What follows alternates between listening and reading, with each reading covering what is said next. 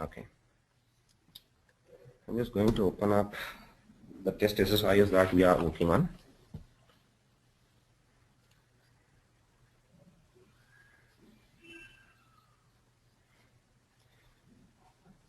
So basically, I'll be showing you all the components or the transformations which are a part of your data flow task. Okay. So I just go on with the data flow. I'm just going to have an SQL source for each of the transformation. Okay. So let me remove off my login. I do not want my login. And I also do not, excuse me, I also do not want my package configurations. Just rechecking it. All good. All good. Let me delete my files also. I'm just making it very simple for you people to understand. So now I'll just discuss the functionality of almost each and every data flow transformation. Okay. But as soon as I have done a couple of them, you people will be aware of all the remaining things. Okay. So first let me go with my aggregate function. And before here, just let me get into my columns. Okay. Now coming on to your aggregate function, this is all very simple. You can just go with multiple operations. Okay, I'll have to pull in my product ID. Okay. If you want to get a count or you want to get a sum of your product ID, average or max or minimum, okay, you can just do that. You might ask me, why can't I do it directly inside your SQL server? Yes, you can do that in your database directly. So what I'll do is select min of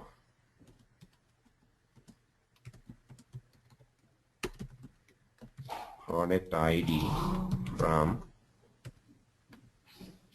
adventureworks.dbo.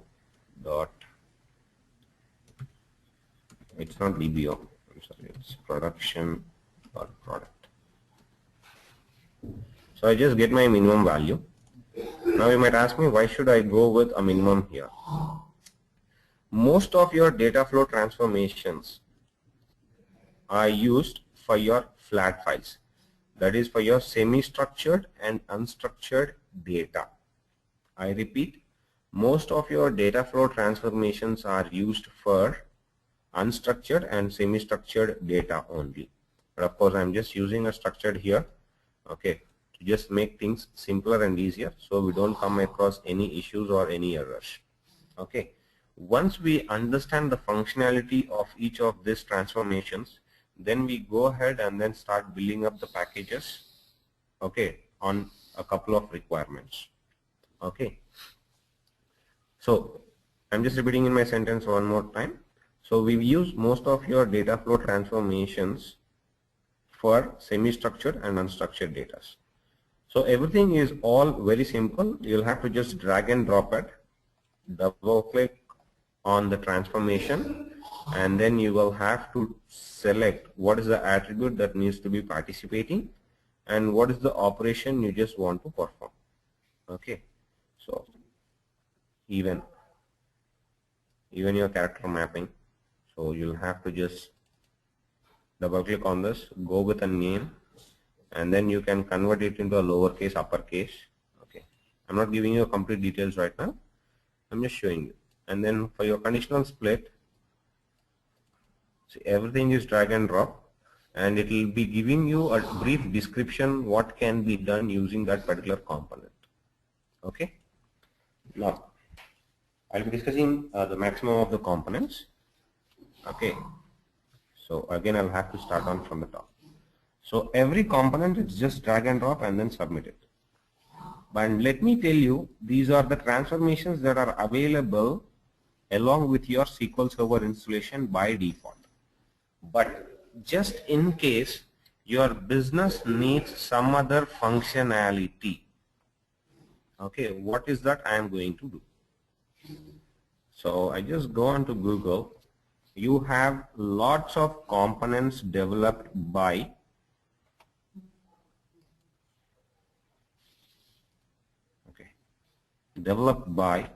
third-party solutions. Okay, let me just give you one simple basic thing.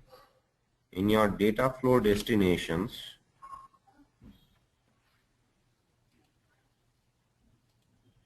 you do not have an XML destination here. Of course, we do have an XML source, but if you see here, we do not have an XML destination.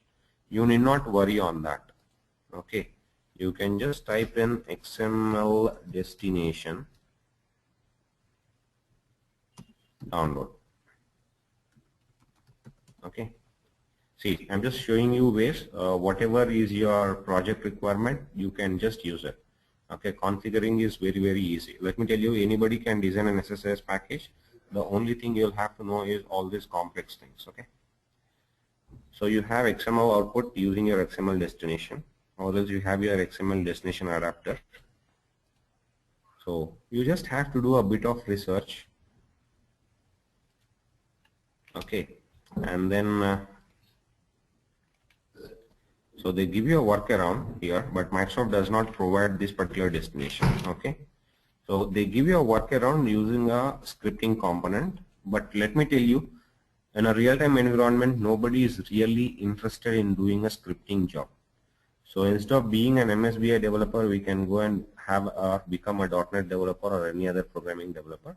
So in real-time scenarios, nobody is really interested in writing pieces of code. Okay.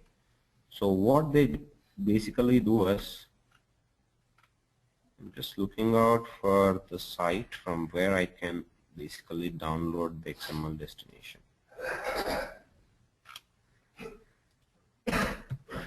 Excuse me. So I have my Codeplex. So Codeplex is the best website that I would give you people to download. Okay, you can just, it's a source download. You can just download it and you would directly get a XML destination. Okay, so I'm just doing one for you.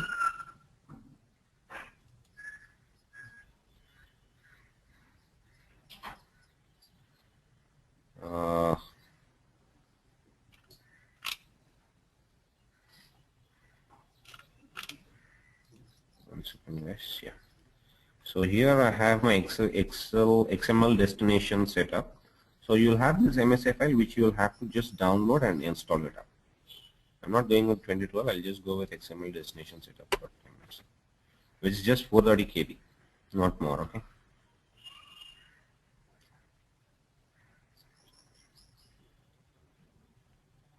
So I'll just go to my downloads. I'll just copy it up, get onto my. So now I'm just going to run the setup. Let's say everyone.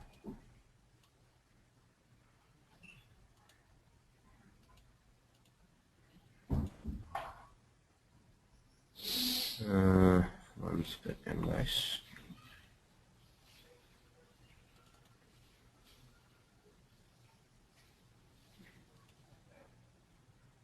One second, I'm just looking out. I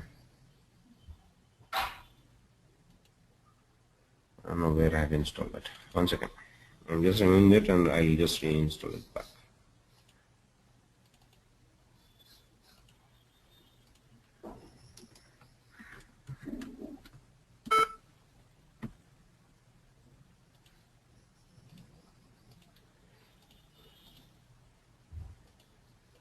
I'm just showing you how to get on your components.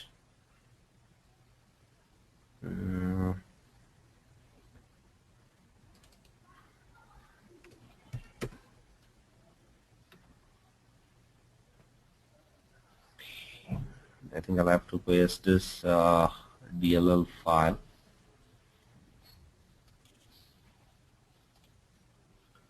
Just give me 1 second.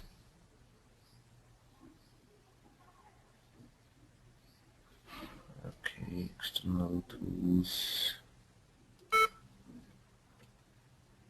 One minute, just guys.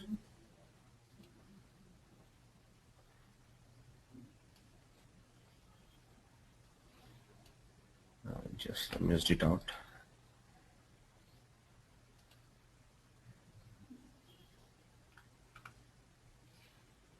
Give me 1 second.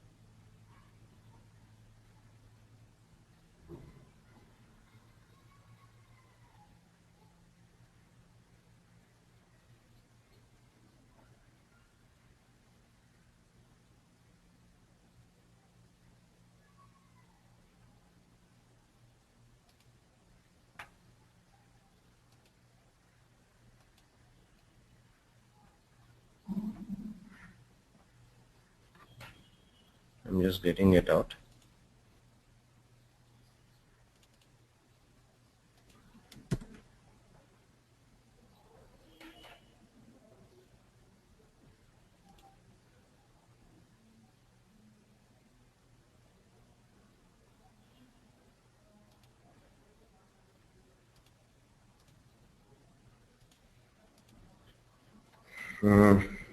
So we have just downloaded the XML destination here, and we are going to add it up into the project. So this is also one more important thing that we will be doing depending upon the business requirement. So you might be getting business requirements that might not be configured or that might not be fulfilled with the components that come by default. Okay.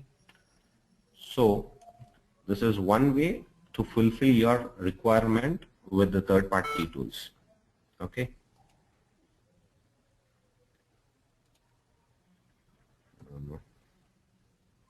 So I just go on to my tools here, and then I have my choose toolbox items. Okay.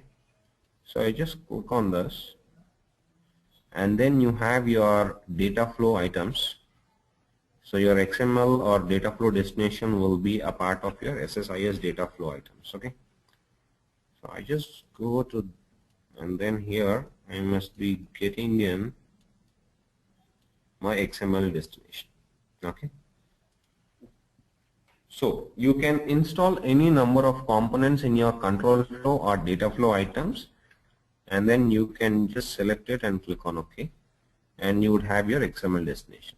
So you will not have all the components. See, if you look in, you would have approximately nearly up to 1,000 components. Okay, but these are all the components that come by default.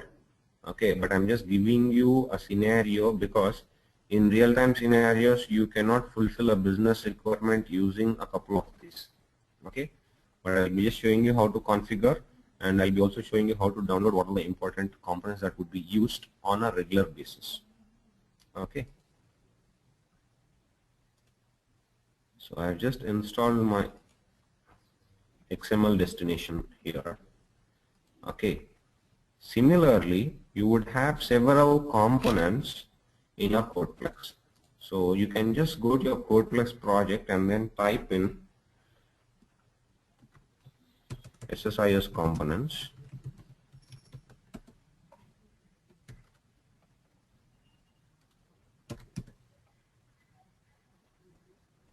I'm sorry.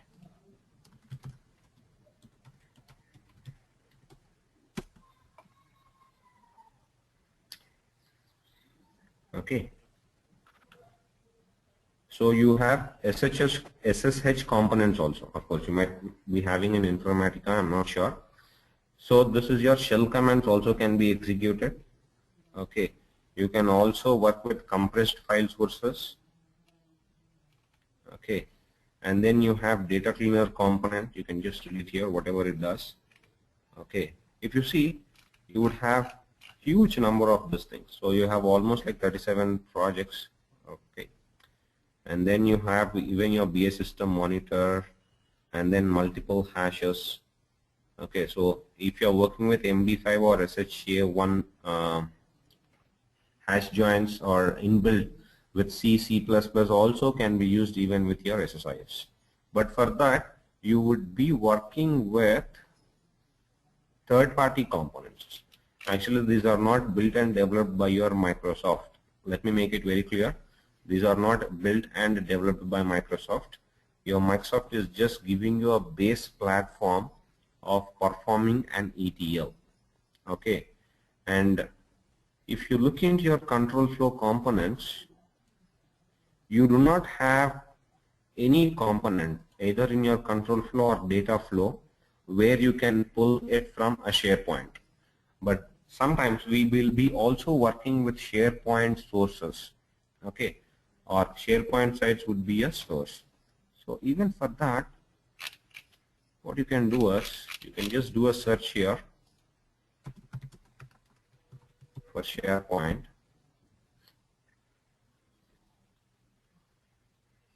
Just giving you a sample. I just need a SharePoint source.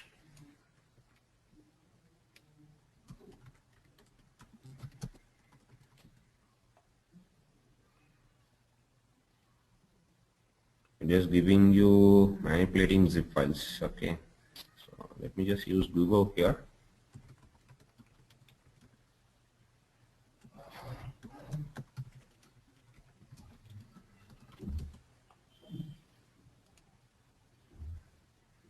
See, you have SharePoint list source and destination also in this.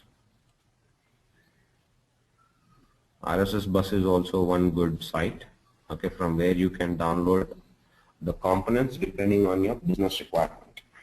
Okay, I just don't want the training to be very basic. Okay, so see, it's actually you'll have to buy it. So you can synchronize SQL Server with live SharePoint data. So your component would look something like this. Okay, so it's a part of your data flow, and actually has used several. Of course, your script component and slowly changing dimension sorting are your default components. But all this RSS bus, see, you have MS CRM. You can also retrieve data from a CRM, Microsoft CRM source, even from a Salesforce. Okay, so you have a very wide scope using your integration services. Okay, so but let me tell you, some are free of cost and some you will have to buy them, and it all depends how your project is going to handle the budget. But let me tell you, you will have several components that are available free of cost. Okay, of course we will not be able to do all this. I'm being very frank here. Okay, but I'll just try to do whatever is possible to the maximum. Okay, see, I do not have a SharePoint with me. Excuse me, guys. Excuse me, I'll be just back in a few seconds.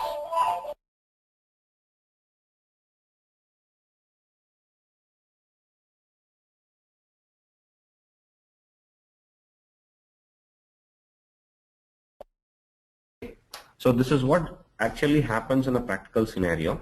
Okay, so you don't know what would be the source that you would be working on, but let me tell you, everything would be the same. You just have to install them, and whatever I'm doing right now in our day-to-day sessions will be the same stuff that you would be doing. You'll just drag and drop it, double click on it, and you're going to configure as per the configuration settings. See, for a Salesforce data source, it can be some other details, a different set of details. For a CRM, it could be for a different set of details. Okay, and for SharePoint also, it could be a different set of details that you will have to provide in. Okay, so it works with 2005, 2008, and 2012. Okay, and if you want, you can just download a free trial and work on them, or else you can just order it online. And let me tell you, for a production system, you will have to use anyhow. It's a genuine. You'll have to buy the product and then use it. Okay, So now I'll just show you one more time how we are going to add in the components. So we just download the installation files. They could be MSI files or exe files. You just install them,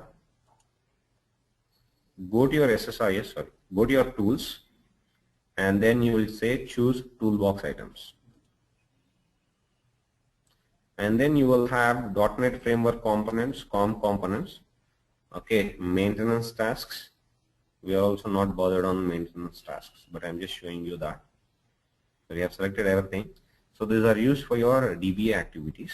But as a BI developer, we will be more concentrating on the data flow items and the control flow items. Okay. So we have selected all the control flow items, and we have also selected all the data flow items. So as soon as you perform an installation, that particular component will appear in here. Okay, just in case if it does not appear, you will have to copy the DLL files and you will have to place them in just in case it doesn't appear. You have your DTS provider pipeline components, and you'll have to place the DLL here. So you have your XML destination DLL here. Just in case it does not appear up in here, okay, in case you don't get it here, we will have to paste it in this particular folder. 100 DTS, it should be a part of your pipeline components. If you see here, you have your OLEDB source, OLEDB destination, you have your multicast, merge join, merge lookup, sorting, splitting, term extraction, term lookup. So each component will have a corresponding DLL file which needs to be placed in here. By default it will be automatically placed in here, but just in case it doesn't get placed and it doesn't show up here, you will have to copy the corresponding DLL. Forget about all of this. We don't need anything else. We just need the DLL file, and that DLL file should be placed in your pipeline components folder. Clear on this? Any questions, any queries, just let me know. This is also very, very important, guys. You will have to know what is your business requirement. Is the component available or should I download it? Okay. Any questions in adding the components, just let me know.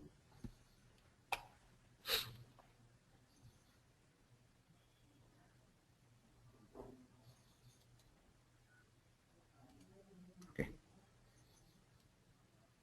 Fine. Any questions, you can just stop me. Okay, I'll be answering that. So that's one thing I just wanted to let you know. Of course, we'll be doing all the concepts using the default things available, okay, because we do not have all the real-time setup. Okay, fine. So I'll just go with the multicast, just put on my aggregation, and then put on a multicast. Now I'll just select in my product ID, get it a bit bigger, and I would say I want the sum of my product ID as my output. So the sum of my product ID would be the output of my aggregate function. Now just see what I am doing in here. I just double click on this connector, and then I have my data viewer. This is something we will be using in our day-to-day life when designing your packages. Okay. So I just click on add. You have a grid, histogram, scatter plot, and column chart. We do not really need these diagrams. Okay, 99.99% we just go with a grid. Okay, so in the grid you have your product ID. So whatever output you want to see in between your package design, or you want to analyze the data that is moving from component to component, we make use of this grid. Okay, I just click on OK, and I'm pushing the output into my grid. Now I'm just executing the package.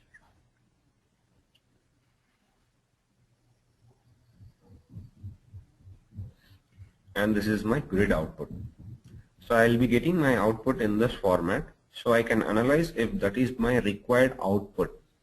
Because when you design a package, your package will contain several components. Okay. When I say several components, it could be a control flow or data flow. And let me tell you, your data viewer is mostly used in your data flow components. Okay. So whenever you're passing on the output onto a different component as an input, we just analyze, or else we just check the quality of the data. Is it as per the requirements? And then we push it to the different components. So data viewer is another stuff that we will be using in. Of course, I'll tell you what is detach and what is the pass sitting on.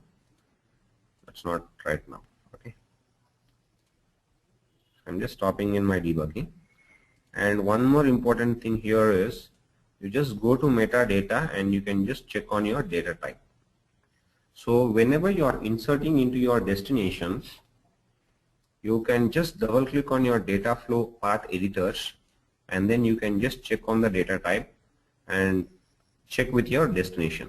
So in your destination tables or your destination, you might be having different types of data types. So you will have to check if the corresponding data type is exactly sitting into it or not. Okay. Or else if it is not sitting, you need to go with your data conversion component. So we also have a component called data conversion component, which will convert the data type. Now I'll just give you people one more table that I want you to by heart.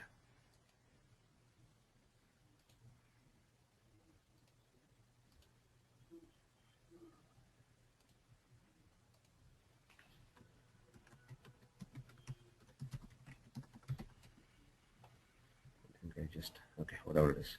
So just type in data types in SSIS and it will be the first link. Okay, forget about all that. You will have a table at the end. Yeah, this is the table. So what is the data type you have in SSIS? So these are all the data types of SSIS and the corresponding data types in your Oracle and SQL, of course, and DB2. So this table gives you Excel sheet, SQL Server, Oracle client, and DB2 clients. Okay, it's an IBM tool, and this is DB2 OLEDB. So this is just for major data sources or major data destinations. Okay, but of course, if you just want, again, you'll have to do a Google search for it. But at least basic, I want you people to just go through this table whenever you have some time. Okay, and just try to by heart it. And in case you are working, I want you people to take a printout of this and put it on your desktop, okay, or near your desk during your work. So you can just take a glance and then you can just make it out like what data type suits the best. Now if you see in my data flow component metadata, I have DTI8. So the corresponding is a big integer. Yeah, the data type is all good. Okay. So you can just compare the data types here before you dump it into a destination. And let me tell you, 70 to 80% of the errors in SSIS packages occur due to data type mismatches. Okay. Now, I'm just discussing a couple of scenarios here. Okay. Whenever you try to insert a smaller data type into a larger data type, you're all good. Okay. From an SSIS perspective, we are good, but we will be wasting considerable amount of space, okay, in our data sources. Let me just give you a small example. It's only a theoretical stuff I'm giving you, because practical it's not possible to show because it's an internal stuff. Now, if I just let me say insert a value 12 into a character of 10. So what generally happens is your 12 is a small integer which can be stored in a 2 bytes of memory stuff. But if I use a char of 10, what is going to happen is it's going to allocate, or my SQL system or any other data source will allocate 10 bytes of space, wherein I'll be wasting 8 bytes of space, and your performance also would be coming down. So nobody in a real-time scenario will design in such a stupid manner. So they will just select the best data type for the columns, depending upon the values. Okay. So, but sometimes we people, MSBI developers, can be lucky enough to find a column with a larger data type in which we are pushing in values of smaller data types. Okay. So in this scenario, we have a big integer, and this can be pushed into a char of 100. That is a varchar of 100 or into a character of 100 column data type. Okay. So it doesn't make a big difference. But when you're trying to insert it into a destination which is where the attribute or the column is having a data type of a small integer or a normal integer. So big integer will take 8 bytes, normal integer will take 4 bytes, and tiny int or small int will take 2 bytes. Okay. So whenever you're trying to insert a 8 byte value into a 4 byte or a 2 byte, you have two things that might happen here. One is an error can happen or a truncation can happen. I'm just giving you the basics.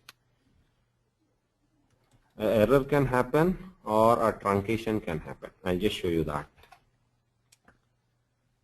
So I just double click on this. You have your error output. So you have your error and then you have your truncation. So whenever you are trying to push a data from a source, okay, of a larger data type into a smaller data, let me tell you, you will not have any issues whenever we push values of smaller data type into larger data type columns. So small to large, we are all good, but large to small, we will have issues. Okay. So what should happen in case of an error? So do you want to ignore the failure, or do you want to redirect your record, or you want to fail your component? And by default, we fail the component in case of an error. See, you have I'll just take one more example. I have a value a capital A from my source, which is of a data type char of 3. I mean to say my source is having a data type char of 3, where I have got a value A. Now this is my source. Now when I go to my destination, I might be having, if I have an integer, that will be an error. But if I have a data type of char of 1, then it will be a truncation. Okay. So it depends on the data type whether an error can happen or a truncation can happen depending upon your destination data type. So you are given an option to handle both error and truncation. Okay. We'll see later what exactly we do when an error or a truncation happens. Okay. So we are actually discussing on the metadata here, and we just went on and went on. Okay. So you can get the data type here, and I've also shown you a table which you can memorize. Okay. So we can define the data type here, and I have discussed a couple of scenarios on error and truncation. Okay. But one thing that we'll have to take from this discussion is your grid. Okay, wherein you would be analyzing the data that flows from one transformation to the other transformation. Okay. So now what I'll do is I'll be just taking each of the components here, and I'll be showing you people how to show the data in your data view. So that's about your aggregate function. Okay. Let me not go with advanced as of now. Okay. So it's all basic stuff that you can do in an aggregate function. And let me tell you, most of these default transformations that are available here will be used for semi-structured and unstructured data. Now another important thing is your audit transformation, which is used in a day-to-day scenarios. Now for example, this particular component is mostly used when we design packages for multi systems, or let me say open loop systems. For example, you have bank B1 and bank B2, and you are processing the data of bank B1 into B2. Okay, and you need some components for your auditing purpose, like when that particular transaction has come into your system, at what time, and by whom it has been inserted. So in that cases, you need two extra informations: the user who has inserted the data, and the second one is at what date and time it has been inserted. So for having this, you can define an extra output column, user inserted. I'm just giving it a name. And then the audit type would be the username who has executed the package. And then the next one would be inserted date. That could be my execution start time. Okay. If you want to check what machine name or which task ID and task name are not used, mostly we make use of username, machine name, and execution start name. Of course, if you want to make use of your package name also, you can make use of your package name. But mostly start time, machine name, and username, these are the three things that people use: from which machine, from which user, and at what time the package has been executed and the records have been inserted. Okay. So I'm just adding an output columns here. Basically, let me just show you one more stuff here. So audit can be used as an individual component or as a source. Okay. And you can concatenate both of these inputs. Okay, not a problem. I'll just show you as an output here.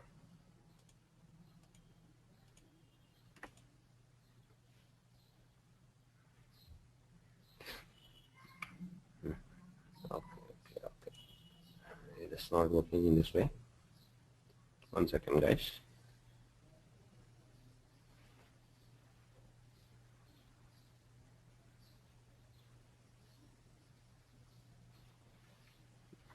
This seems to have been working.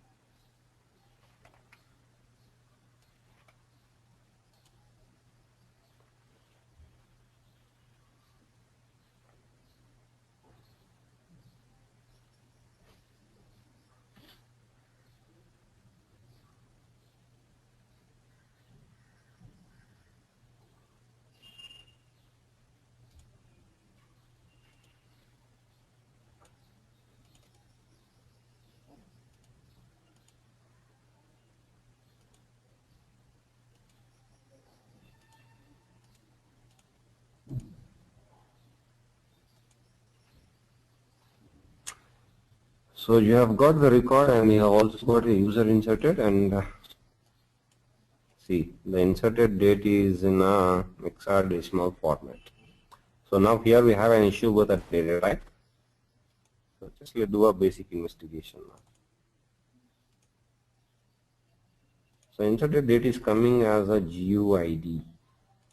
Okay. So I just right click, get onto advanced editor.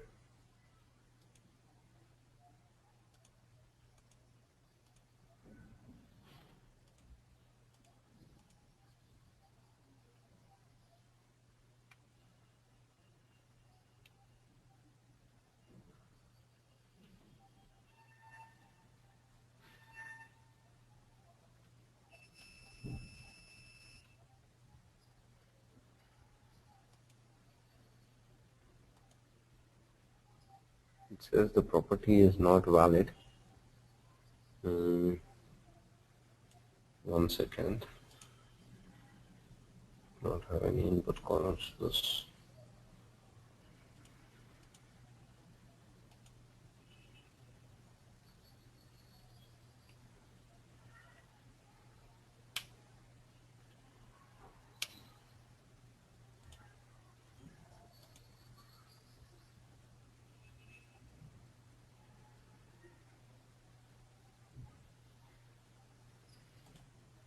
One second. Oh, I'm sorry. I'm just giving it extension. That's the reason it's giving an error. So just get on to my metadata. Okay, it's date format. Okay, it's all good.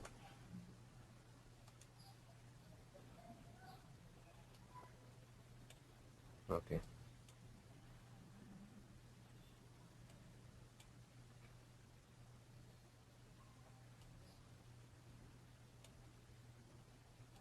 You can make this a bit bigger,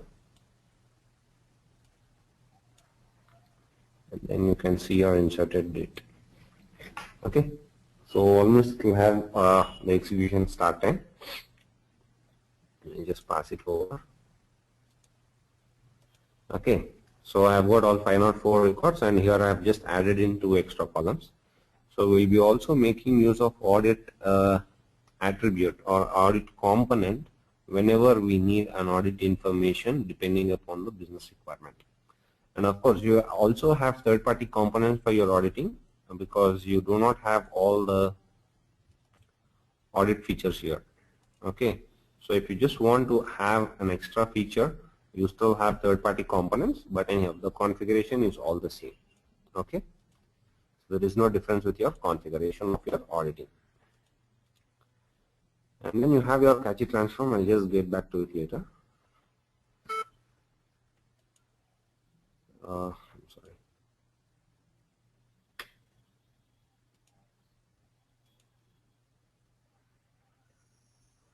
Just removed.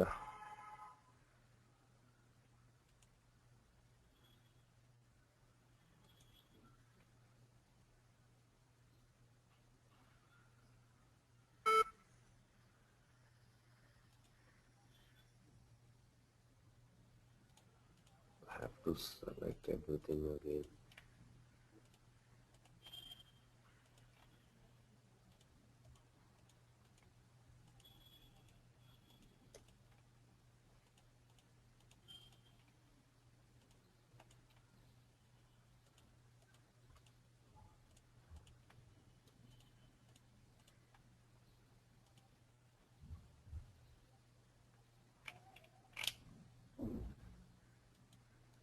Everything came up in data flow destination. Just let me restart.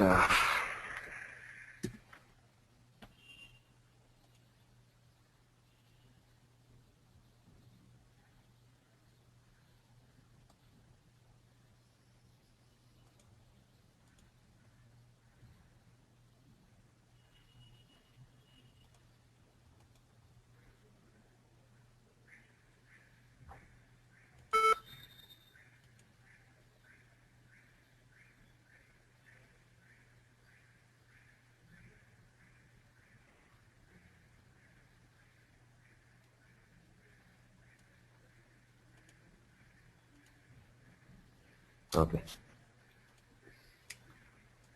I just got it back. So catchy transform I'll just discuss when we discuss on term extraction and term lookup. So we'll be making use of that. And getting on your character map, this component will just convert the names into a lowercase and uppercase. Of course, we are not. We also work with byte reversal at a couple of point of times. Okay, but we will not be working with Chinese and all those things. Okay, so if you want to convert uppercase into a lowercase or vice versa and do a byte reversal, you can just do whatever you want to do that. I'll just say everything I want it in uppercase, and then I just take my output, put it in my data viewer, get onto my grid, click on OK.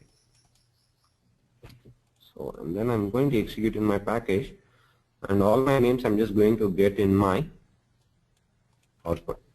So this is my input and this is my output. So everything has been converted into my caps.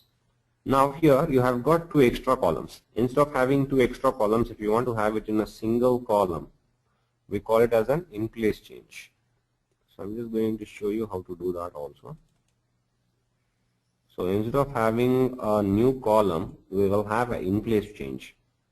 So It will just convert and it will just pass on the output as the same attribute. Now here your data viewer, okay, we do not have any extra stuff. That is also automatically reconfigured. So you have the name, in place change. Okay. So you can do an in place change or else do it as a new copy column. So it's all pretty simple. I'm just showing you one component after the other component and its functionality. In case you have some questions, just stop me there and ask me. Okay. And then you have a conditional split, which is your where clause. Okay. So I just drag and drop in. If you have got, let me say, data pertaining to all the cities, and at a later point of time you want to differentiate the data into multiple sets, okay, then we make use of your conditional split depending on a condition. So I just double click on this and I will have to give in a condition. So what I'll do is I'll say product ID is greater than 300. Let me say 700 or 750. You can also make use of your mathematical functions. It's just all drag and drop, nothing much. So if you want greater than, you can just drag and drop it. Of course, once you become familiar with them, you'll start using them. But even then, you can just drag and drop it. It's all pretty simple. And here you have case 1, or else you can just name it greater than 750. It will be A. Okay. So the first condition order is greater than 750 and everything else will go into your default output. Okay. So I'm just clicking on OK. So you'll have two outputs. So I was just putting in my conditional default output. And in the other one, I am going to put on my greater than 750. So I have just defined one condition. Okay. One more thing you'll have to remember on this component is the number of outputs would be equal to number of conditions plus 1. Okay. Number of outputs would be equal to n plus 1, where n is number of conditions. Okay. If you just go through the release notes of your conditional split, you would be also coming to know on that. Okay. So here you can just put on a data grid.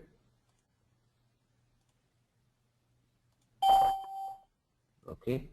And here also you can just put on a data grid. Okay. And okay. And just start your debugging of the package. So you can just see this is greater than 750 and this is your default output. Okay.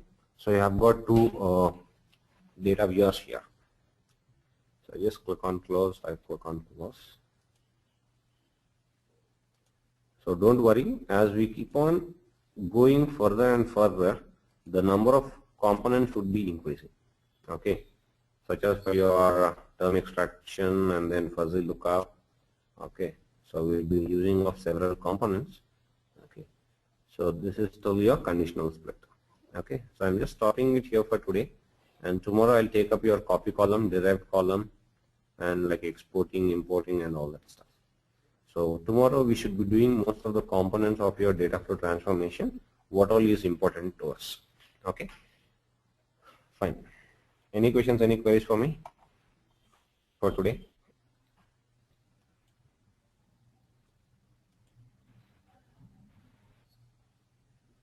Aparna, Vishal.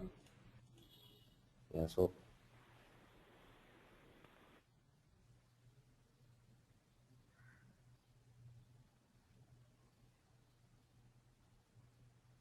I'm okay, Naresh. So I want you to people. Okay, good.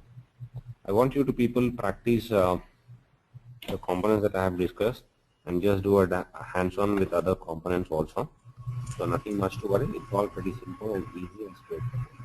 Okay. But things will turn a bit complex when we discuss on the variables. So I have not yet introduced the variable concept. I just want to take things very, very simple. So first let's do each of the components in data flow and then we will move with here we will start in a real type of program. Okay. Fine. Okay guys, then I'll see you tomorrow. Okay, bye. Thank you, Naresh. Yeah, you're welcome. Good night everyone. Bye.